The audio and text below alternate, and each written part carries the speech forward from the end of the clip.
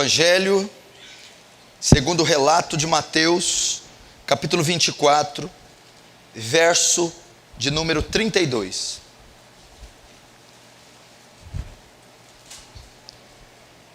Aprendei, pois, a parábola da figueira, quando já os seus ramos se renovam e as folhas brotam. Sabeis que está próximo o verão. Assim, Jesus é quem está dizendo aqui. Assim também vós, quando virdes todas estas coisas, sabei que está próximo às portas. Em verdade vos digo que não passará essa geração sem que tudo isso aconteça. Passará o céu e a terra, porém as minhas palavras não passarão. Vamos fechar os olhos. Pai Santo e Pai Bendito, eu venho a Ti através do Seu Filho amado, Jesus. E eu venho pedir hoje uma porção de graça, gloriosa, abundante, sendo despejada neste culto, sobre as vidas dessas pessoas, e abundando para a Sua glória. Que haja um espírito de temor nesse local. Que o Senhor nos dê entendimento da Sua palavra. Pai querido, salva-nos e seremos salvos. Liberta-nos e seremos livres. Ensina-nos e seremos ensinados. Edifica-nos e seremos edificados. Santifica-nos e seremos santificados. Que na nossa debilidade, que na minha fraqueza, o Senhor obtenha glória. Que o Seu reino avance e a Sua vontade seja feita, em nome de Jesus. Amém. Presta muita atenção no que eu vou dizer aqui essa noite. Como eu tinha dito, nós vamos iniciar hoje uma série sobre evangelismo. A princípio, eu iria fazer classes de evangelismo nos sábados à tarde, para aqueles interessados, para nós começarmos então um projeto de evangelização na cidade de Franca. Evangelizar ruas, hospitais, casas de recuperação, asilos, orfanatos, praças e todos os lugares possíveis. Então, faria essas classes no sábado e chamaria os interessados. Foi então que, ao meditar sobre a tarefa da grande comissão, eu pude ver que na grande comissão que Jesus ordena a evangelização do mundo, Ele não deu o luxo de ter uma classe de interessados e não interessados. A tarefa da grande comissão, da evangelização do mundo, é para toda a igreja, é para todos os cristãos, todas as classes de cristãos, todos os ministérios dentro da igreja. Então essas classes, essa série de evangelismo, será feito no domingo, o culto onde comparece o maior número de pessoas e de irmãos, porque é um dever e uma tarefa de todos nós evangelizar. Marcos 16, 15 e Mateus 28, 18 descrevem a grande comissão. Jesus reúne o seu povo antes de ascender aos céus e os comissiona a ide e pregai o evangelho, a palavra de Deus, a toda criatura da terra. Quem crer e for batizado será salvo, segundo o relato de Marcos. E ensinando todas as nações a guardar todas as coisas, batizando-as em nome do Pai, do Filho e do Espírito Santo, segundo o relato de Mateus. Nisso consiste a grande comissão, que toda a igreja saia às ruas a pregar a mensagem do Evangelho aos perdidos. E você precisa se conscientizar disso. Então essa série foi marcada com a intenção de promover nesta igreja um despertar, um incentivo, uma ordem para evangelizarmos a nossa cidade e até os confins da terra. Então, todos vocês que estão aqui estão debaixo dessa comissão, desse comandamento, dessa ordem dada por Jesus. Se você está aqui hoje, é crente em Jesus e não se interessa por evangelismo, não se interessa por pregar o evangelho, você está em desobediência, está sob pecado. Você está em rebeldia contra Deus. É uma ordem, é um mandamento a todas as classes de cristãos, a evangelização. Se você tem omitido o evangelho da sua família, amigos, colegas de escola, de trabalho, viajantes, você está em desobediência. Você está pecando gravemente contra Deus, omitindo a eles a salvação, omitindo a eles o caminho da salvação do evangelho. E nós, antes de começar essa série, antes de você sair e ir às ruas pregar o evangelho, talvez você precisa de uma motivação. Talvez você precisa ter ciência de fatos e de realidades para que você seja levado ao evangelismo. O Instituto Moody chegou à conclusão que somente 5% dos cristãos dessa época tiveram a experiência de trazer uma pessoa para Jesus. Significa que 95% dos cristãos de hoje nunca ganharam uma alma para Jesus. Com certeza você está nessa estatística. Só 5% dos cristãos atuais tiveram a experiência de trazer uma alma para Jesus, de salvar um pecador. 95% das pessoas que esquentam seu traseiro nos bancos da igreja nunca trouxeram uma alma para Jesus. Eu já começo a ver rostos corar de vergonha. Você, infelizmente, faz parte dessa estatística. Agora, por que você faz parte dos 95? E aquele que vai me assistir, com certeza, muitos do que vão me assistir, também não tiveram a experiência de trazer uma alma para Jesus. Talvez é porque você não saiba da necessidade e da perdição que se encontram os pecadores no nosso mundo atual. Talvez é por causa do pós-modernismo que contaminou o evangelicalismo contemporâneo. O evangelho nacional, bem como mundial, de 30, 40 anos para cá, ele é um evangelho imediatista, que apenas foi feito para atender a necessidade do homem. Então, todo o viés da igreja moderna é voltado para a necessidade do homem. Logo, quando o homem foca a sua fé, o seu credo, o seu evangelho na sua própria necessidade, ele se esquece da necessidade alheia, em todos os aspectos, financeira, física, emocional, e principalmente na necessidade espiritual alheia. Então eu acredito que a maioria dos cristãos atuais não tem interesse pelo evangelismo, porque eles estão focados em usar a fé e o evangelho para atender suas necessidades. Um evangelho egocêntrico. O ego é o centro. E também eu acredito que os cristãos atuais, eles não têm em mente o estado que se encontram as pessoas que estão sem Cristo.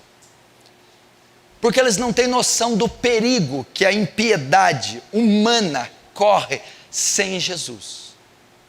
Para você ter uma ideia, existem 2,4 bilhões de pessoas em todo o globo terrestre que nunca ouviram o Evangelho estão completamente perdidas. 2,4 bilhões de pessoas nunca ouviram falar de Jesus, nunca leram a Bíblia, nunca entraram em uma igreja. E se esses 2 bilhões de pessoas morrerem agora, vierem a óbito agora, elas encherão o inferno nesse momento. Pastor, na ignorância do ímpio, ele pode ser salvo? Ezequiel 18 e Ezequiel 37 diz: se eu disser que o pecador vai morrer, tu sabendo disso não adverte, o ímpio morrerá no seu pecado. O ímpio será condenado no seu pecado. Veja só, o ímpio não foi advertido. O Atalaia omitiu a mensagem. Ele não sabia da existência do Evangelho. Ele não sabia da existência de Deus. A Bíblia não diz que ele, na sua ignorância, viverá. Ele morrerá na sua iniquidade. Mas o sangue dele demandarei da sua mão. Então, Jesus está ensinando que aqueles que sem lei pecaram, sem lei serão condenados. Aqueles que sem conhecimento de Deus, do Evangelho, de Jesus, pecarem, serão condenados sem esse conhecimento. O mundo está perdido. Você precisa saber, então, a primeira coisa que você precisa saber para começar a evangelização, para obedecer à ordem da grande comissão, primeira coisa que você precisa aprender é a situação do mundo atual. A situação e o estado que se encontra o ímpio. Presta atenção, Deus, um dos atributos mais proeminentes da natureza de Deus é a justiça. A justiça fala da excelência moral de Deus. Deus é absolutamente justo. Ele teria que deixar de ser Deus se ele não fosse justo. É intrínseco do caráter de Deus ser justo. E a justiça de Deus demanda, ordena que ele condene o pecador, que ele puna o pecador, que ele exerça juízo sobre o pecador. Então a justiça de Deus, a excelência moral de Deus, ordena que ele condene, puna, execute juízo sobre o pecador. Ok? E sobre o pecado. O que é o pecado? Alguns significados. Transgressão da lei. Pecado é quebrar, desobedecer a lei de Deus. Pecado também é iniquidade, o oposto de equidade, justiça, injustiça. E o pecado, a palavra hebraica para o pecado quer dizer desviar-se do alvo. Esse é o sentido original da palavra pecado.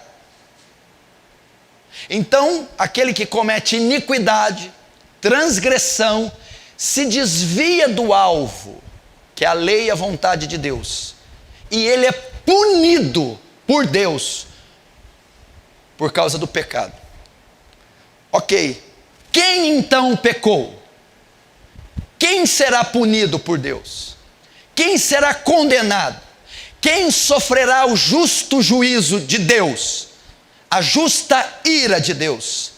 Quem? Quem pecou? E quem pecou? Romanos 3:23 diz: todos pecaram e destituídos da glória de Deus estão. Todos pecaram. A Bíblia diz que não há um homem sequer, nenhum só que não peque. Toda a raça humana pecou. Todo homem nascido de Adão, nascido de mulher, pecou. Todos os povos pecaram. Todas as etnias, todas as raças, todos os continentes, vilarejos, todas as cores pecaram. A raça humana está baixo o pecado. Qual é a consequência para quem pecou? A consequência para quem pecou. Primeira, Ezequiel 18:4. A alma que pecar, essa morrerá. A alma que pecar, essa morrerá. A consequência para o pecador é a morte. A consequência para o pecador é a morte eterna. Qual é a consequência para quem peca? Romanos 6:23. Porque o salário do pecado é a morte. Salário, paga, retribuição. Consequência de quem peca, a morte. Que morte é essa? Romanos 5:12. Portanto, assim como por um só homem entrou o pecado no mundo, e pelo pecado a morte, assim a morte passou a todos os homens, porque todos pecaram.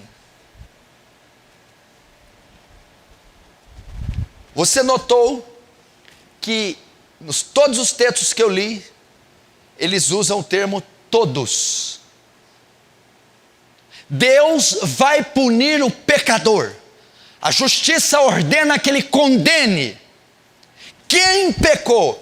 Toda a raça humana, todos os homens. Qual a retribuição? A morte. Que morte é essa? A morte eterna. O lago que arde como enxofre, a saber, a segunda morte. Então, quais as pessoas estão condenadas ao inferno? Quais as pessoas estão fadadas a sofrer a justiça de Deus? Toda a humanidade que está sem Jesus. Todos os homens que não nasceram de novo. Todos os homens que não creram no santo evangelho. O mundo está perdido. O mundo está sob o juízo iminente de Deus. O mundo está sob o julgamento iminente de Deus. As nações estão perdidas. Os povos estão perdidos. Vilarejos, favelas, grupos sociais, heresias, seitas, tribos estão perdidas. Estão sob o pecado. Quando que o pecado se instalou no homem? Davi no Salmo 51 diz: num ventre de pecado deu à luz a minha mãe. Em pecado fui formado. Já vem na gestação. A raiz e a essência do pecado está na natureza do homem.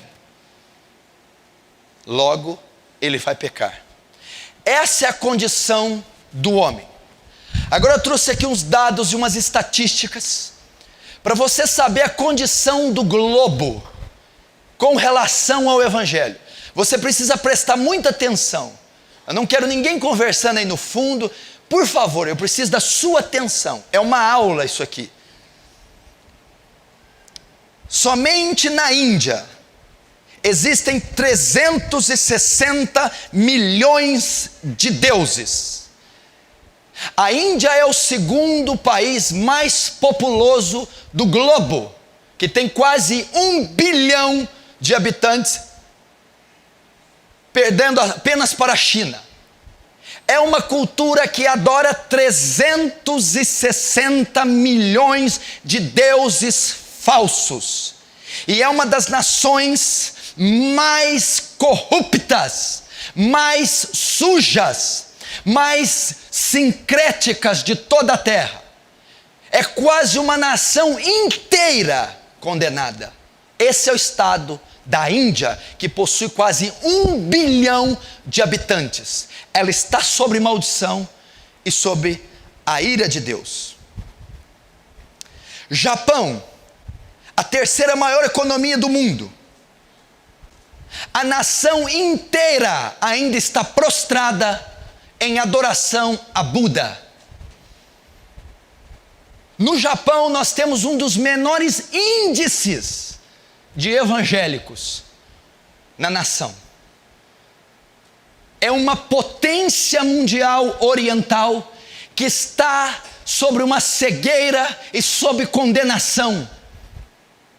Tóquio, uma das cidades mais ricas e mais populosas do mundo, está perdida, está condenada.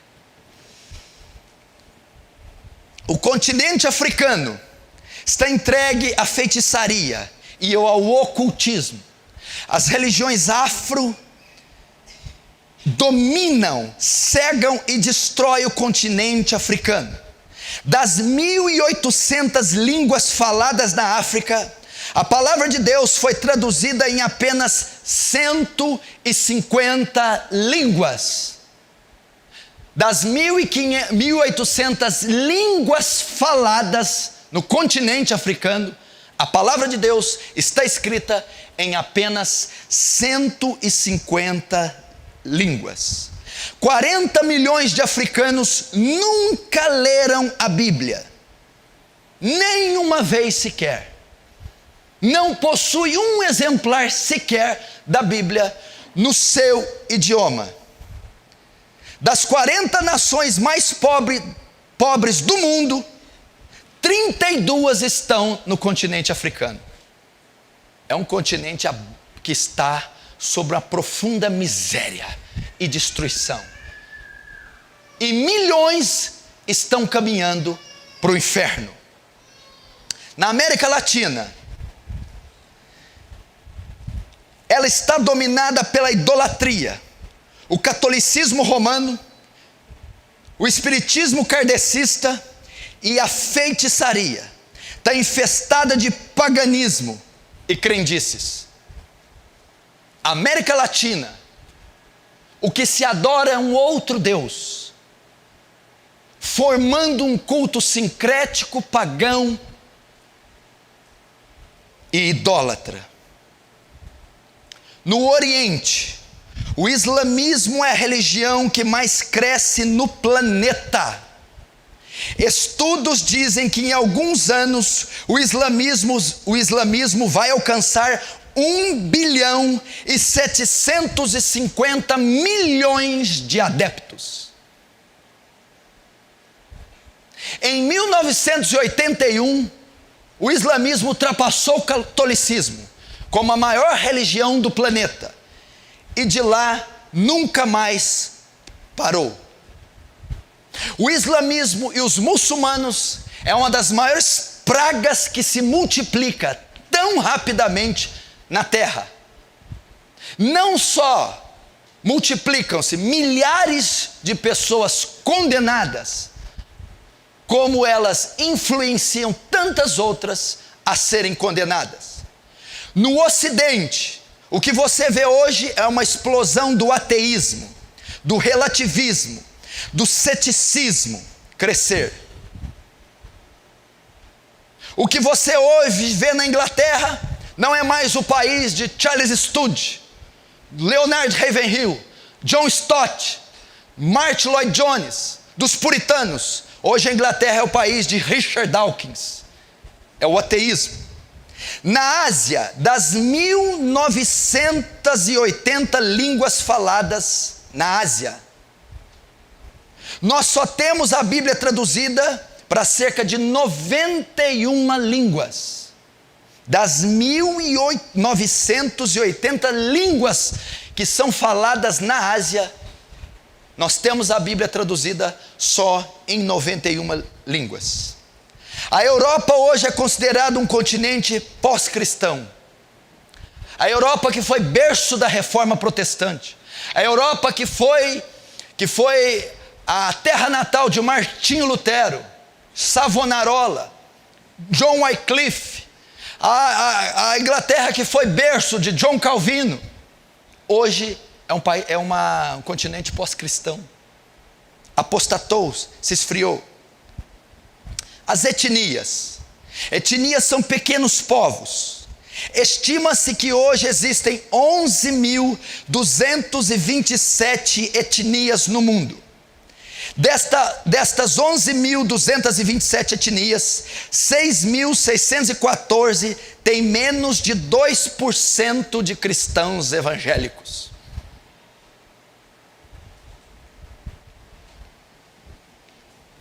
Hoje nós temos cerca de 2 bilhões e 400 milhões de pessoas que nunca ouviram o Evangelho, que nunca leram uma página da Sagrada Escritura, que nunca leram um versículo do Santo Livro, que estão em completa miséria e condenação total em todo o globo terrestre.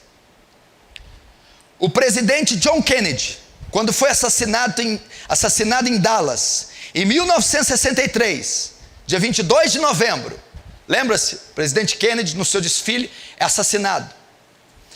Em 22 de novembro de 1963, em 12 horas, metade do globo terrestre, metade do planeta, foi informado da morte de John Kennedy. Há 2000 anos atrás, o Filho de Deus morreu na cruz, e quase metade da terra ainda não conhece ele.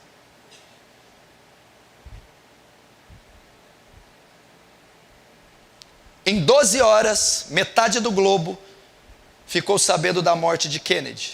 Em 2000 anos, metade do globo ainda não sabe da morte de Jesus.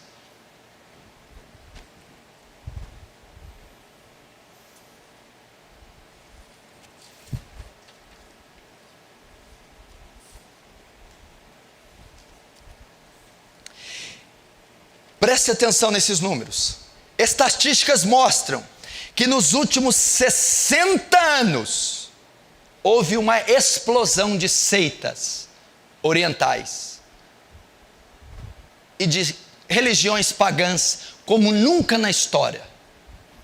O islamismo em 60 anos cresceu 500%. O hinduísmo cresceu 167%. O budismo cresceu 145%. E o cristianismo cresceu apenas 47%. O mundo está perdido. Hoje, a religião que mais cresce é o Islã. O alvo dos muçulmanos é alcançar o mundo inteiro para o islamismo.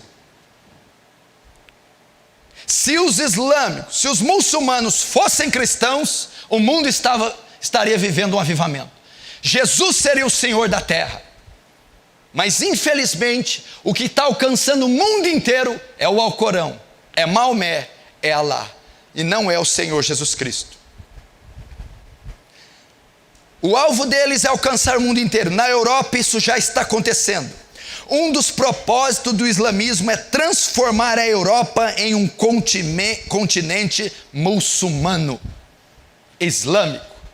O Sandro esteve lá, o José esteve lá, o pastor Danilo esteve, eu estive. Eles estiveram na França, na Itália, estiveram na Rússia. Você vê uma explosão de muçulmano nos aeroportos, nas capitais das grandes nações. Você vê muçulmanos em todos os lados, fazendo negócio, fechando negócio, tomando a liderança, tomando a égide das nações. Os muçulmanos têm crescido. Hoje o islamismo é a religião predominante de 43 países. Em 43 países do globo, os muçulmanos, o Islã é a religião predominante do país inteiro. Só no Egito, 94% da população é islâmica. Na Arábia Saudita, quase não se faz menção da existência de uma igreja cristã sequer. Esses países estão completamente perdidos. Na Suécia, na França e na Inglaterra, os muçulmanos já são a segunda maior religião. Países ricos da Europa, influentes. países que já tiveram grandes homens de Deus, hoje os muçulmanos ocupam o segundo lugar. Na Alemanha existem mais de 2 milhões de muçulmanos, berço da Reforma, país de Lutero. Os muçulmanos estão invadindo a Europa.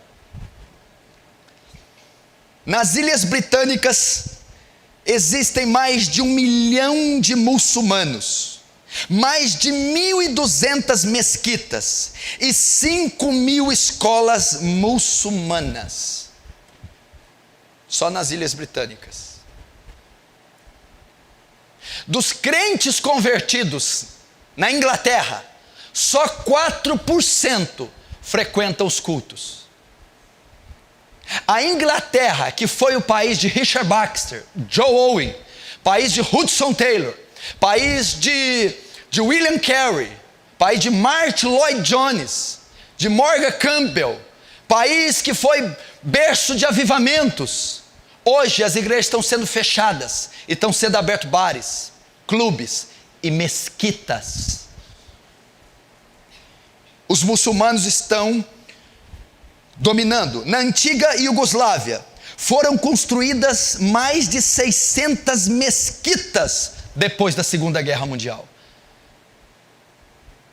O Islã é uma praga que está alastrando com tanta força no globo e nós não temos sequer uma pista disso. A força dos muçulmanos é violentíssima. A consagração, a doação, a entrega que eles têm ao seu Deus, à sua fé, coloca o cristianismo contemporâneo no chinelo. É como se eles avançassem num avião supersônico e nós fôssemos de charrete, no que diz respeito ao evangelismo.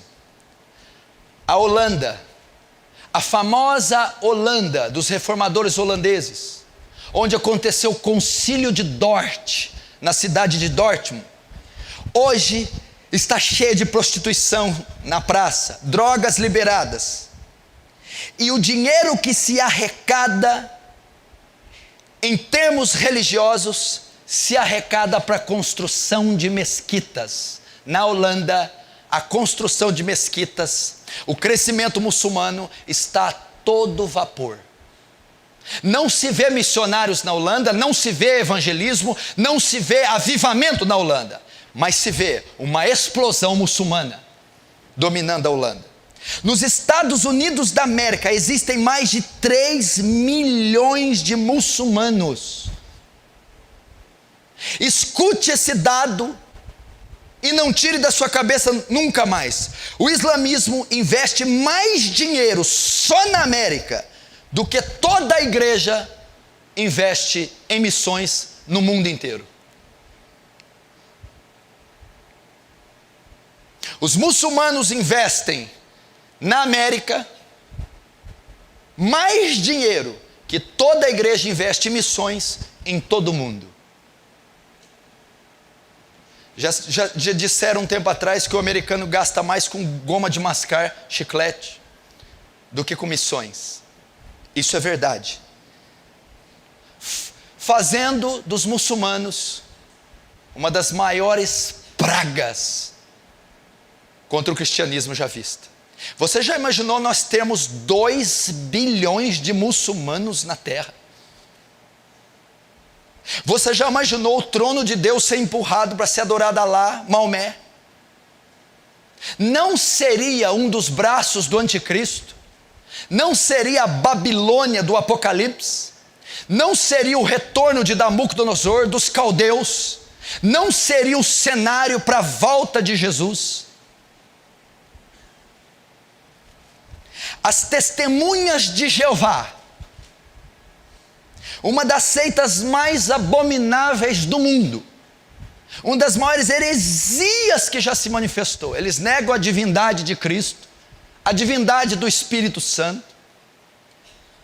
Eles fazem a confusão com os 14 mil de 144 mil do Apocalipse. É uma blasfêmia. Eles possuem a maior gráfica e o maior equipamento e mais sofisticado de impressão religiosa do mundo. Depois da Segunda Guerra, a igreja foi acusada de ensinar leitura para as pessoas. Mas não era a igreja que estava ensinando, eram as testemunhas de Jeová. Nenhuma outra religião publica livros, revistas, notas, artigos e jornais em todo o mundo como as testemunhas de Jeová. A revista Despertar e Sentinela já teve bilhões de exemplares publicados desde o seu fundamento. É uma das seitas que mais se alastra no mundo. É uma das seitas que mais cresce no mundo e leva milhares e milhões ao engano. É um dos melhores métodos de evangelismo que existe no mundo. Todas as bases das testemunhas de Jeová têm os mapas da cidade, e eles vão em todas as ruas e todas as casas da cidade inteira, de porta em porta, sendo mordido por cachorros, sendo espancados, sendo feridos com água fervente, mas eles não desistem. Testemunhas de Jeová.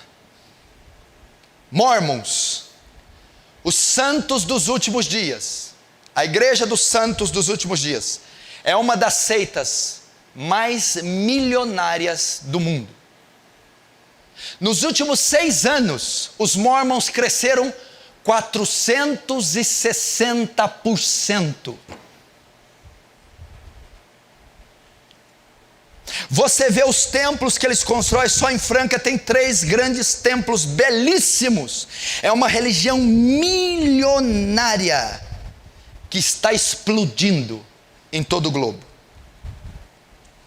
Brasil, o que mais tem crescido são as seitas orientais. Está havendo nos últimos 20 anos uma explosão de Seixonoe, Ordem Rosa Cruz, budismo. No Brasil, Hare Krishna, ciência cristã e messiânica, tem atracado nas praias brasileiras e sendo consumido pelos cristãos. Estima-se que no Brasil ainda existem 123 milhões de católicos. E dizem que o país está em avivamento. E dizem que o país está gozando de um avivamento. Aonde? 123 milhões de idólatras, condenados, cegos. O Brasil, em um tempo para cá, foi considerado o maior país espírita do mundo. Houve nos últimos 15 anos uma explosão do espiritismo com esses filmes e livros publicados. Nosso Lar, filme do Chico Xavier, arrogou ao Brasil o título de o maior país espírita do mundo. Franca foi um tempo considerada a cidade que você mora, em termos de proporção, a maior cidade espírita do Brasil. Proporcionalmente.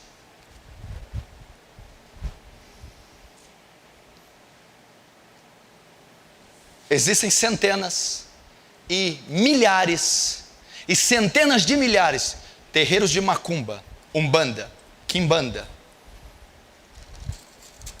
médiuns, passes, em todo o Brasil.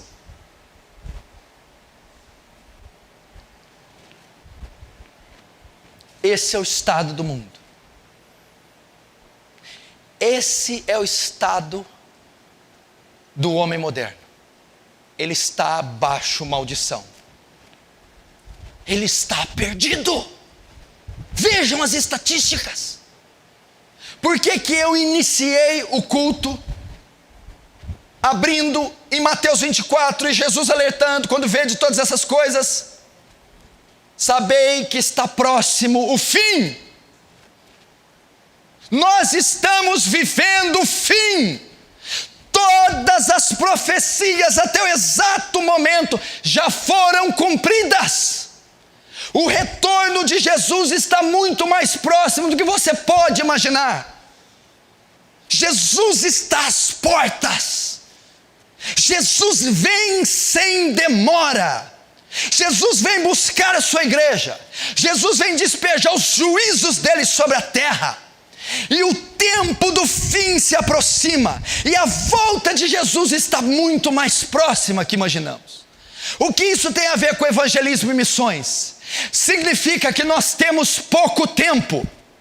Nós temos pouco tempo para salvar essa multidão, esse bilhão de bilhões perdidos.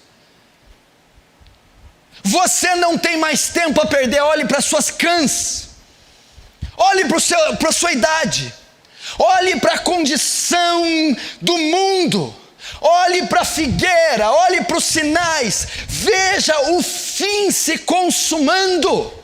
E se o fim chegar e essas pessoas se encontrarem nesse estado, elas serão condenadas, elas serão mortas, elas irão ao inferno.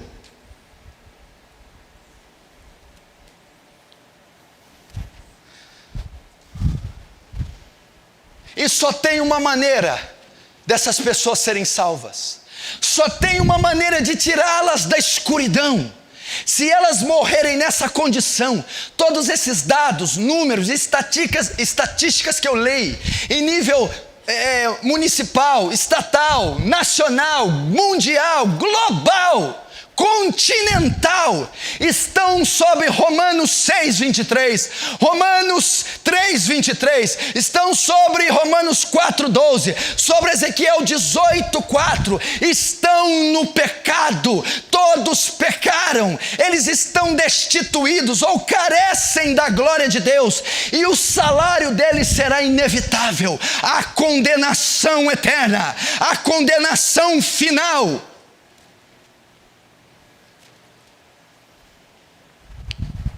Pastor, no que implica essas pessoas morrerem como elas estão? Para onde elas vão? Vamos ver esses números que eu li, abrindo em Lucas 16. Vamos ver o que elas vão sofrer. Lucas 16. Parábola do rico e Lázaro. Lucas 16.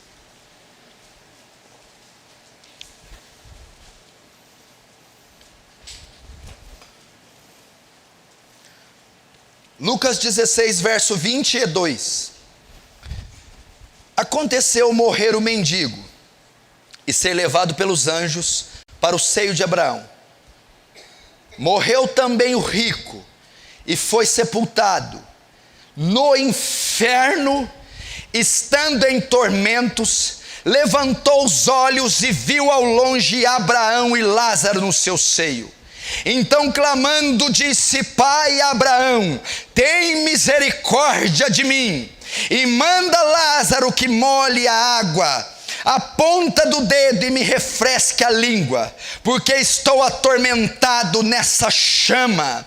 Disse, porém, Abraão: Filho, lembra-te de que recebeste os teus bens em vida, e Lázaro igualmente males. Agora, porém, aqui ele está consolado, tu em tormentos, e além de tudo, está posto um grande abismo entre nós e vós, de sorte que os que querem passar daqui para vós outros não podem, nem os de lá passar para nós.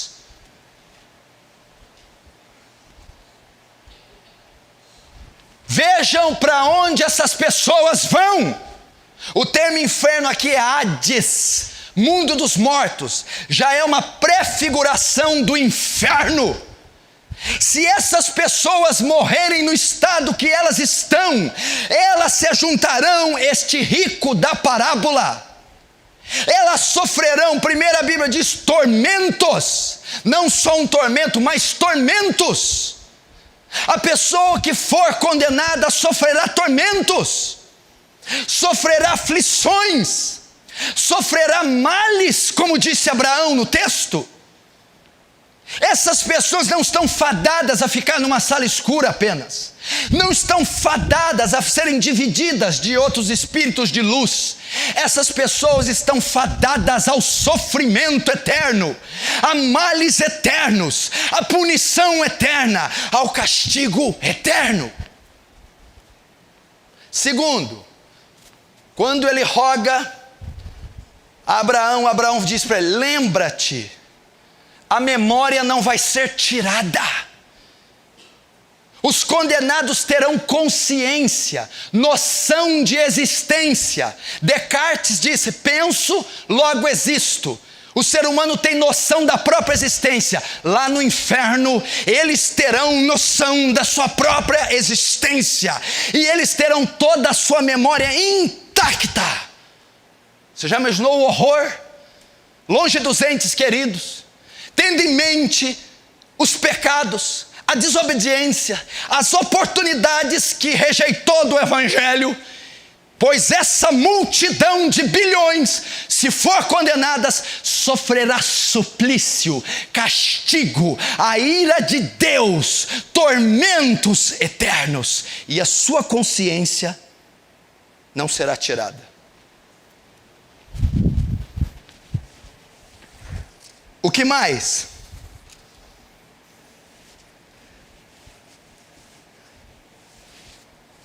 Além de tudo, está posto um grande abismo. Ninguém daqui pode ir até você, e ninguém daí pode ir até aqui.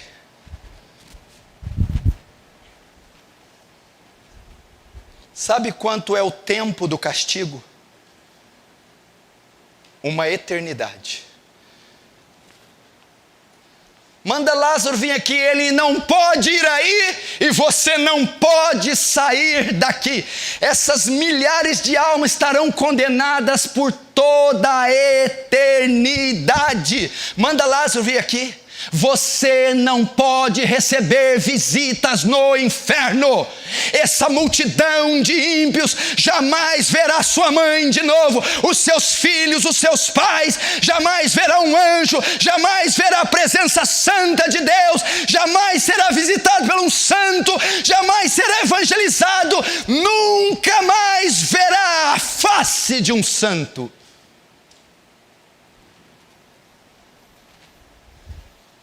E ele sair de lá, não vai haver chaves no inferno, porque não vai haver portas, não haverá túneis, não haverá saída.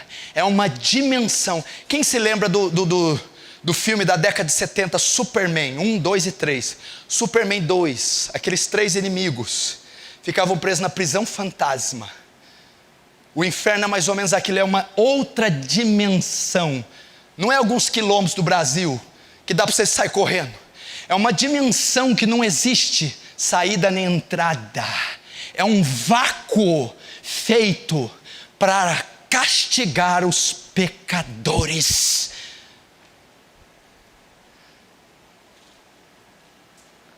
Terceiro, manda Abraão, Lázaro molhar o dedo com água e pôr na minha língua.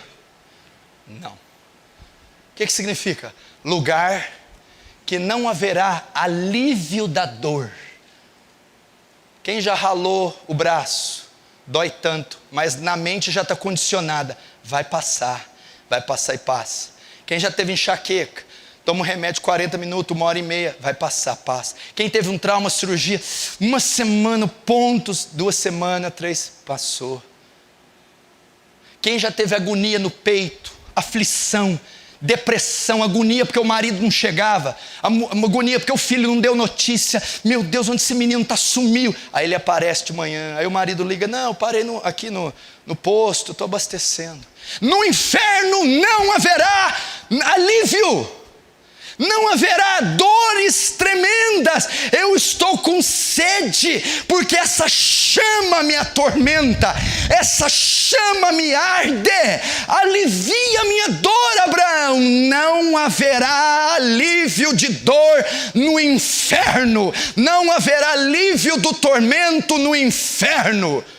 Não haverá remédio, medicação, regeneração da carne putrefada, não haverá alívio no inferno. Ele diz, tem misericórdia, pai Abraão. A Bíblia diz assim, Mauri, o juízo de Deus é sem misericórdia. Não existe misericórdia no inferno. Ela foi cessada. O trono de misericórdia é agora. Hebreus diz: entrai confiadamente junto ao trono da graça, para que possa alcançar misericórdia e achar graça. Hoje o trono é de misericórdia e graça. Neste tempo, o trono é o trono de julgamento. Não há misericórdia no inferno. Tudo isso vai acontecer se esses pecadores continuarem no estado que eles estão. Nações inteiras vão ao inferno. Pastor, como é que você diz isso? Ai de ti, Corazim, ai de ti, Betsaida, se em Tiro e Sidom tivessem feito os milagres que aqui se fez, há muito teriam se arrependido como pano de saco e cinza. E tu, Cafarnaum, a tua soberba te eleva até os céus, mas tu serás abatida até os infernos. Cidades inteiras, povos inteiros, religiões e seitas inteiras engolidas pelo inferno. É o estado deles. Talvez dentro dessa estatística entra teu marido, entra teu esposo, entra tua esposa, entra seus pais, entra seus vizinhos, entra seus filhos, entre os colegas de trabalho, os colegas de escola, os reitores, os professores, os clientes. Eles estão dentro dessas estatísticas, baixo a maldição terrível. Só uma chance para eles. Só uma chance para eles serem salvos. Só um meio desses povos serem salvos. Jesus, sabendo disso, organiza a grande comissão. Ele chama a igreja dele. Ele chama os que não estão sob a ira mais. Ele chama os remidos e dizem para eles: vão até essas nações, até esses povos, esses continentes, essas etnias, essas seitas, essas religiões, e preguem o meu santo evangelho. A única maneira desses povos serem salvos é o evangelho de Jesus, é o santo evangelho, a boa notícia que um justo Deus deu o seu filho para morrer na cruz pelos muçulmanos, kardecistas, católicos, budistas, orientais, ateus, e só crendo no Filho de Deus eles poderão ser salvos. Agora vai a pergunta: como crerão de quem não ouviram? E como ouvirão se não há quem pregue? E como pregarão se não forem enviados? Só tem uma maneira dessa multidão ser salva: é através do evangelho. O evangelho não é conforto para você não, filho. O evangelho não veio dar carro e casa não. O evangelho não é uma igreja para ter um ambiente, sair com paz. O evangelho é para resgatar essa multidão. O evangelho é para tirar ela das crendices, do engano, do pecado. Só o santo evangelho. Agora, como que o evangelho chega até elas? Através de você. A grande comissão não consistiu em Deus enviar anjos. A grande comissão não consistiu em Deus enviar arcanjos. A grande comissão não consistiu em enviar querubins. A grande comissão não consistiu em Deus enviar serafins. Ele não incumbiu a missão de levar o evangelho. Ele não deu ordem à tarefa da grande comissão a outra criatura, a outro povo no universo, a não ser a sua santa igreja. É a igreja de Cristo que foi dada a tarefa da evangelização mundial. Portanto, a partir de hoje, saiam dessas portas, ide e pregai o evangelho a toda criatura da terra.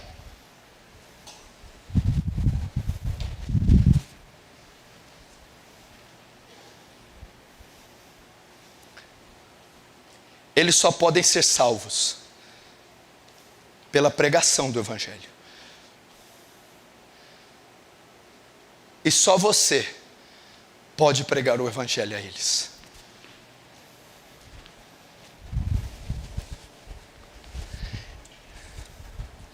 Eu vou encerrar com isso aqui, porque eu vou discorrer isso em outros cultos.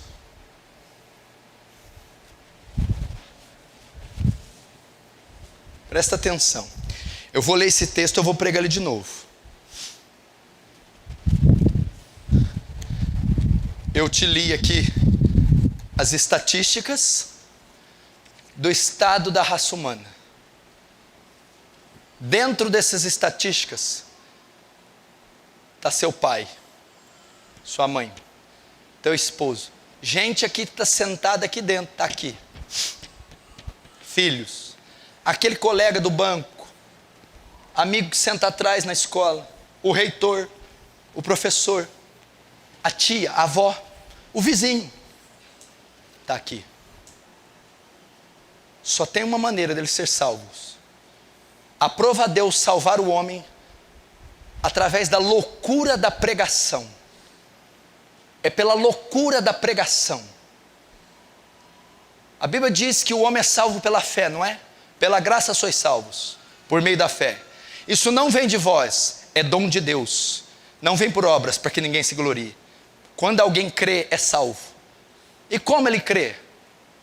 O que produz fé? Romanos 10, 17.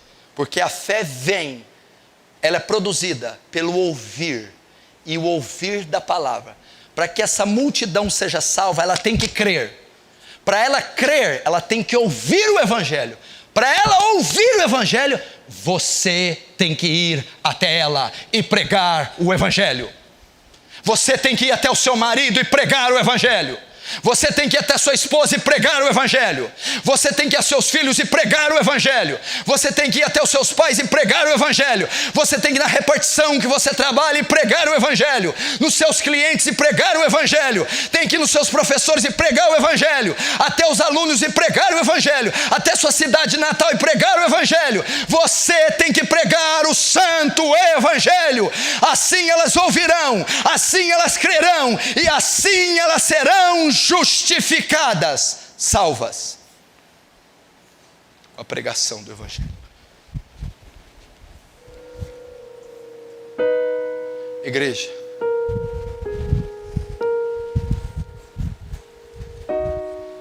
eu vi um homem de Deus pregar uma vez, na época até que ele era de Deus ainda. Ele pegou o mesmo papel que eu e disse assim, ó: essas estatísticas não me deixam dormir. Não me deixam dormir. Se você é um crente salvo, como é que você dorme sabendo que 40 milhões de africanos nunca leram a Bíblia? Como é que você dorme sabendo que quase 1/3 do globo terrestre nunca ouviu Jesus? Como é que você dorme sabendo que seu marido pode ter um infarto hoje para o inferno? Que o seu pai pode ser achado num terreno baldio, morto, condenado? Como que você dorme? Se isso aqui não mexer com você, eu não sei o que vai mexer. Você já imaginou se a sua mãe for para o inferno? Você já imaginou se o seu marido, se o seu filho? Quem tem filho ímpio aqui, levanta a mão. Vou levantar. Quem tem pai ímpio aqui, levanta a mão. Quem tem esposa ímpia, levanta a mão. Quem tem marido ímpio, levanta a mão. Quem tem alguma pessoa da família ímpia, levanta a mão. Deixa eu perguntar para você: por que ela ainda é ímpia?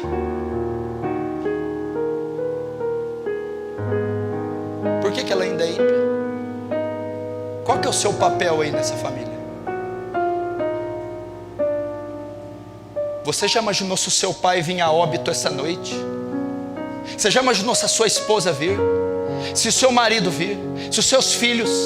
Você já imaginou você no velório dele, vendo o corpo dele inerte, morto?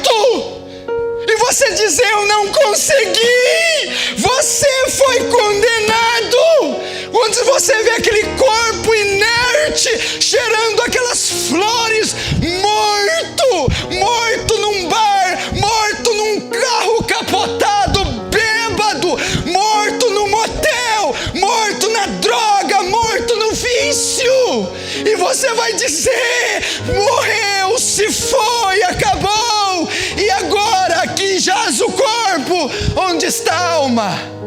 No Sheol. Aí sabe o que é interessante? Você vai viver alguns anos ainda. Ele morre hoje, ele vai estar no inferno hoje. Amanhã você acorda, ele vai estar no inferno amanhã, mais baixo.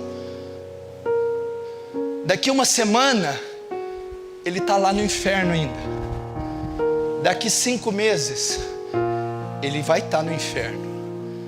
Quando sua filha fizer 8 anos, ele vai estar no inferno. Daqui 15, quando ela estiver entrando na faculdade, ele vai estar no inferno ainda. Como é que você vai conviver sabendo que teu pai está no inferno?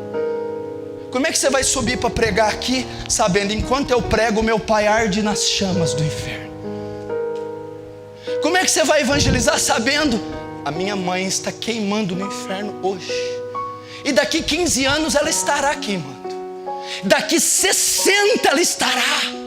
Como é que você consegue chegar num domingo, cortar um bife e comer sabendo: enquanto eu corto esse bife, a minha mãe, o meu pai está no inferno agora, sofrendo, e ele não pode sair lá mais?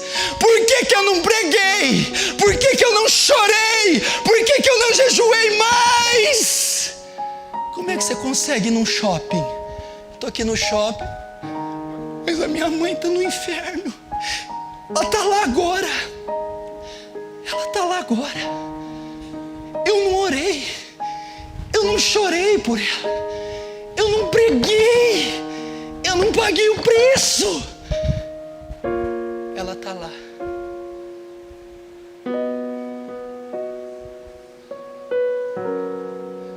Como é que você consegue viver? Imagina eu como pastor, se souber que a minha mãe foi para o inferno. Como é que eu toco a minha igreja? Como? Todo dia que eu subir para pregar, eu vou saber: ela está lá. Quando eu estiver preparando o sermão, ela está lá e eu não posso tirar ela de lá mais. Quando eu for passear no shopping com meu filho, ela está lá no inferno. Ela está lá agora, nesse exato momento, e nunca mais vai sair de lá. Nunca mais. Daqui 15 anos ela ainda estará. Daqui 25 ainda estará. Quando eu estiver velho, aposentado, também estará.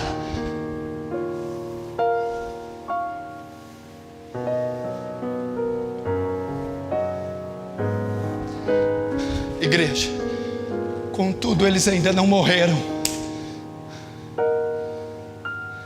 Eles ainda estão vivos. Eles são arrogantes, eles são soberbos, eles são endemoniados, eles são carnais, eles são vaidosos, mas eles ainda estão vivos.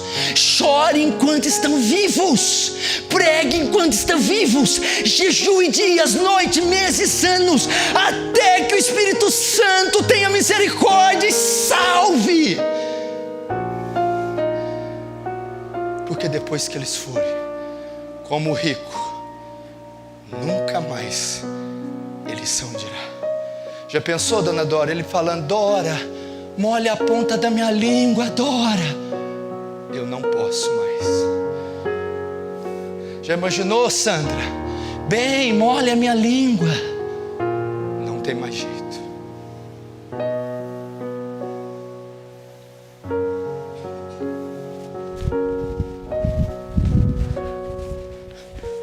Pois eu te digo, se você não pregar, vai acontecer isso. Se você não chorar por essa alma. Tem obreiro que me procura: ah, pastor, já desisti dessa menina. Ah, pastor, desisti desse cara. Ah, pastor, não. Se você não sofreu dor de parto, Se você não passou madrugadas insones por um pecador, você não pode desistir dele. Spurgeon dizia, Charles Haddon Spurgeon, vocês podem até para o inferno, pode até ir, mas vão ter que passar por cima do meu cadáver primeiro. Vão ter que me matar para ir para o inferno. Não vai ser fácil vocês irem para o inferno nessa igreja, porque tem um homem orando, jejuando, até que um dia o Espírito Santo rompa esse coração e quebre suas rótulas, e você se dobre ao senhorio de Jesus e ao santo evangelho. Vocês podem até ir para o inferno, mas vão ter que passar por cima do meu cadáver. Fecha os olhos, vamos orar.